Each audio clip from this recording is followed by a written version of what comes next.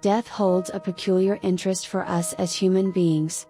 It is the ultimate price to pay for one or two obviously contradictory choices that you've made over the course of your life, and that could happen to anyone at any moment. If you can't get popular by dying, you're doing it wrong, unlike some of these following people. Number 1. The Byford Dolphin. It's no easy life on a semi-submersible drilling rig called the Byford Dolphin.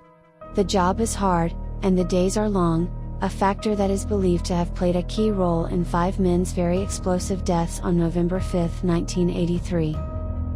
6 staff had been inside a compression chamber attached to a diving bell on the rig during a routine dive preparation. If protocols had been followed properly, no incident on this day would possibly have occurred. Unfortunately, a critical misjudgment in timing led to the explosive decompression of the chamber from 9 atmospheres of pressure to only 1. This rapid decompression killed all but one of the divers. One in particular gets the most attention for the way he was affected by this event. He exploded. Instantly, the gases in his body exploded, causing all his thoracic and abdominal organs, including his thoracic spine, to be removed and all his limbs shedded. His remains were pulled nearly simultaneously through the door opening, which was just 24 inches in diameter. It sounds like a hellish way to go out, but the consolation here is that it was too fast to feel any pain. Number 2. Kenji Ureta. When it comes to considering a world filled with living robots, paranoia abounds. Can they start to develop and sustain themselves, thus reducing the need for human interference? Will they become dissatisfied with their servitude-ness and instead try to conquer us? Will our demise inevitably come at the cold steel hands of the very things that we built to make our lives better? Whatever the answer to those questions may be, it was the non-thinking sort of robot that posed the greatest challenge for Kenji Ureta.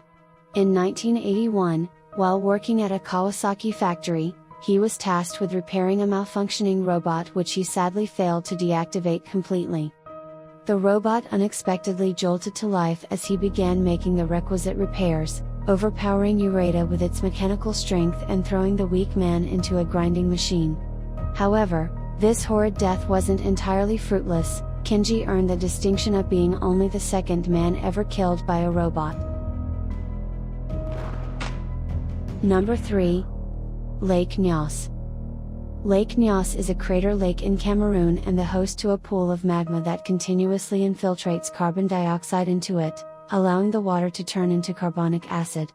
But it isn't the worst the lake is able to do. On the 21st of August 1986, farmers living near the lake heard a peculiar, rumbling sound followed by a frothy spray that shot hundreds of feet from the surface of the lake.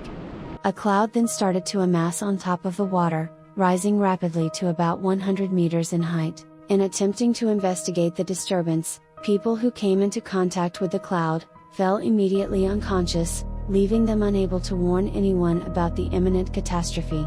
Soon, the heavier-than-air cloud fell into a valley, serving to channel it into other settlements.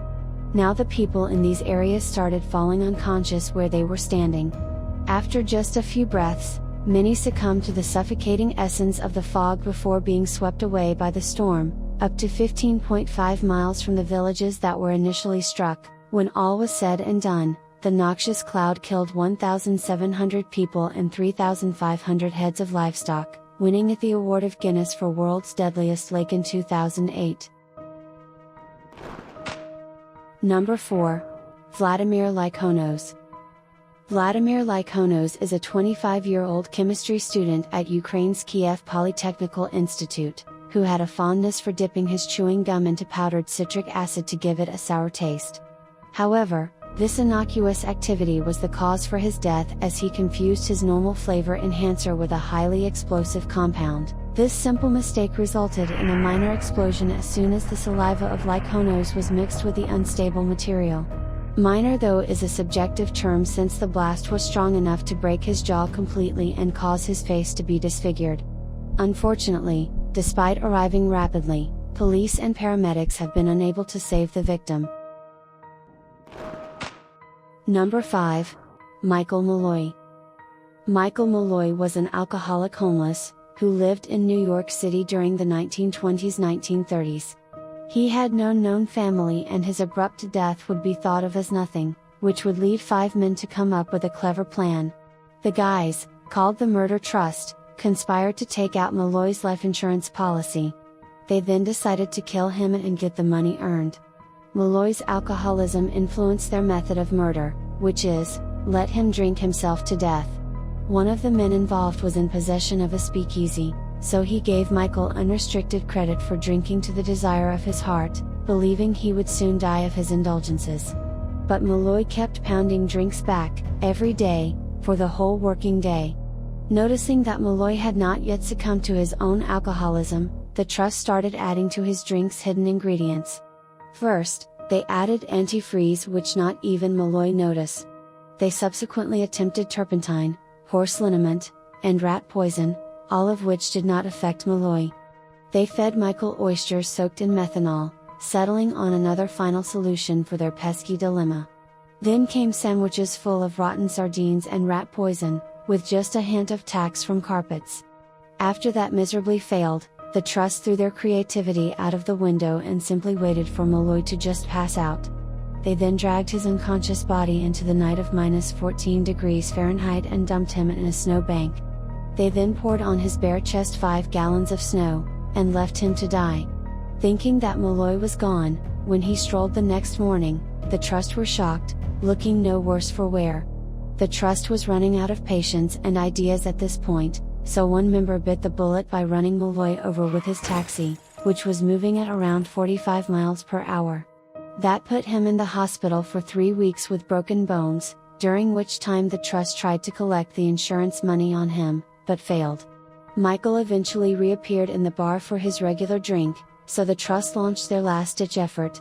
They allowed him to pass out again, dragged him to one of the trust members' place, then inserted a gas jet-connected hose into his mouth, killing Michael in minutes. They collected about $61,000 for their trouble by today's standards, and a trip to the electric chair for all but one of the gang, after they couldn't keep quiet and began bragging about Mike the Durable, among other speakeasies. Number 6. Gina Lalapola. It's fairly popular in movies involving a marriage, to have a scene in which friends of the soon-to-be groom throw him a stag party before tying the knot, complete with strippers and a big cake. And, in some cases, those last 2 items are intrinsically related, as in the case of Gina Lalapola, a 23-year-old Italian stripper. Friends of the groom-to-be ordered a special surprise for the bachelor party, which is a cake with a stripper inside. As cliché as it is, when the stripper failed to emerge from the cake on cue, things took a distinctly bad turn. Naturally, at some point, the men thought that she had stepped out of the baked dessert, and so they went ahead with opening it to investigate, but it was their turn to be shocked, when they found their hired dancer's lifeless body, still patiently nestled inside the cake. She had apparently suffocated in the sealed wooden confection after waiting for an hour. Number 7. Tom Price. Tom Price, a British racing driver from Wales, enjoyed an outstanding career from 1969 until 1977, when his passion finally led to his death. Renzo Zorzi, Price's teammate, began having trouble with his fuel metering unit during the 1977 South African Grand Prix at Kyalami, which caused fuel to pump directly onto his engine, igniting it. Zorzi easily pulled his Formula One car away from the direction of the incoming racers, to the left side of the track. While his engine was burning, Zorzi had trouble disconnecting the oxygen pipe from his helmet and was unable to exit his vehicle, causing interference on the opposite side of the track from 2 track marshals.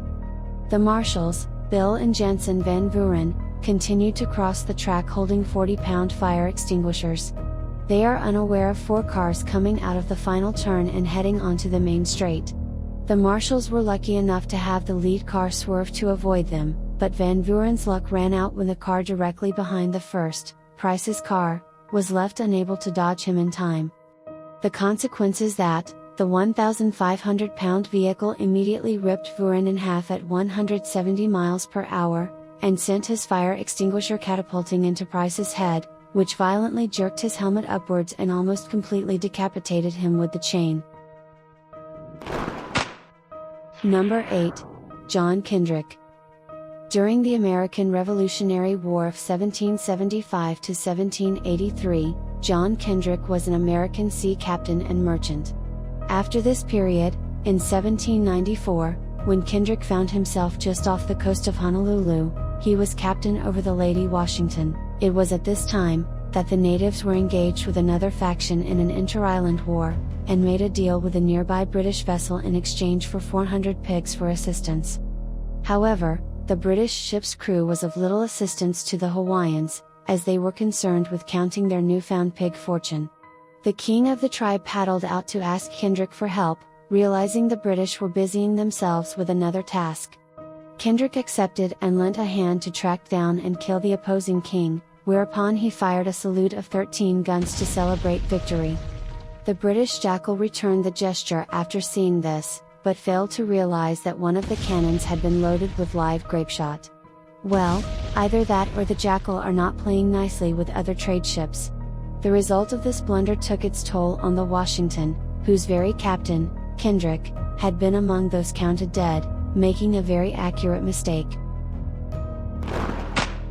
Number 9. Jerome Moody. The New Orleans Recreation Department threw a pool party in 1985, to celebrate their first summer swimming season without drowning.